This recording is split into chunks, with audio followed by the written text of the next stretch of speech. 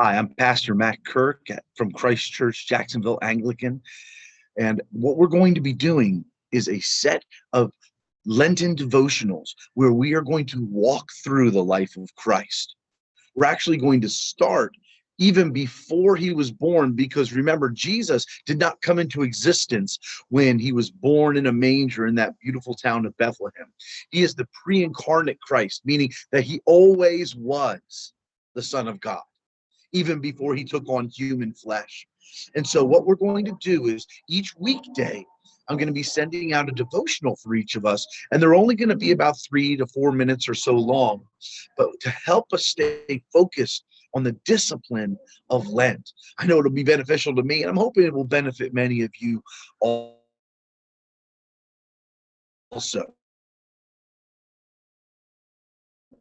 And so this morning, for Ash Wednesday last night, and if you weren't there, I encourage you to get on Facebook and we're on our online and check it out. It just, God gave me a strong message to remind us that Lent is not about denying ourselves. We deny ourselves for the purpose of growing closer to Christ. And so that needs to be our goal in Lent, is letting him purify us on the inside spiritually and through our actions, and then also turning to him. He says, come near to me and I will come near to you. It's his promise for us during this Lenten time.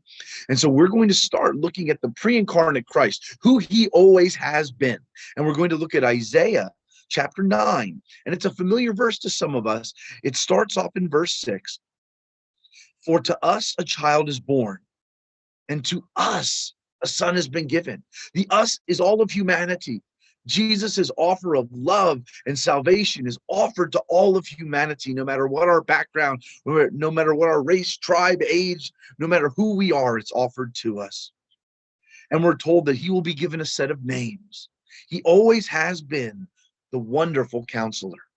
And so during this Lenten devotional season, this time of pulling away and spending more time with our God, I want to remind us that he is our counselor, guiding us through this process. He is for us, not against us. He's not standing up in heaven saying, I hope they do this right. No, he is our counselor, and he will guide us when we take time alone with him to show us how to pray, how to understand the scriptures more, how to give and serve, and most importantly, how to come near to him. And we thank you, Jesus, for being our counselor. We also read that he is mighty God, and that's extremely valuable with him being our counselor, because if he was not mighty God, he does not know all things. He does not know the end to the beginning. We then wouldn't know if we could even trust him as a counselor, because he knows all, and he knows you and I so intimately. He knows what makes us anxious. He knows what makes us stressed out. And so he knows how to counsel you. He knows how to speak into those painful places in our lives and say, I'm here. Let me minister to you. And so he's not only our wonderful counselor, but he is mighty God. He is more than capable of bringing us through. Thirdly, we're told that he's the everlasting Father, meaning that he has known all things that can be known, and he always has been. So in a sense, he's got the credentials to do what we ask him to do. And finally, he's our Prince of Peace. It's not just in these times where we're dealing with everything from COVID to financial struggles to everything else going on in our lives. These are things that happen all the time, and yet we are told that he is the one who can not only offer, but release peace into our lives and our circumstances. And too often, friends, we try to fix it all ourselves. Now, I believe very much in taking a hands-on approach.